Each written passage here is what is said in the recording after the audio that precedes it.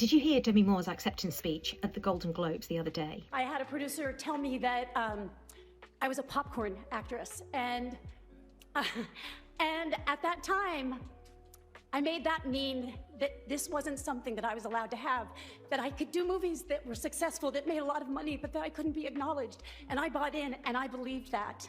Well, that really reminds me of my dad. Now, on the face of it, my dad and Demi Moore have absolutely nothing in common. My dad was born and raised in the UK in very humble circumstances, but he was lucky enough to have a good education, and he was the first in his family to go to university. And after that, he became a teacher, and he had a real vocation about that because he really saw all the talents and the possibilities in every student that he ever taught. And as a consequence, one of his pet peeves would be if any of his students were labelled in some way that was limiting for them or constraining or critical, because all he could see was the possibility and the potential. And if you think about it, that is what Demi is talking about in her speech. She is talking about how being labelled a popcorn actress actually became very limiting for her. It reduced her expectations and it corroded her self-worth and her self-belief. So my dad would say, be very careful with our words. He would say that we have the power to build people up and we have the power to bring them down,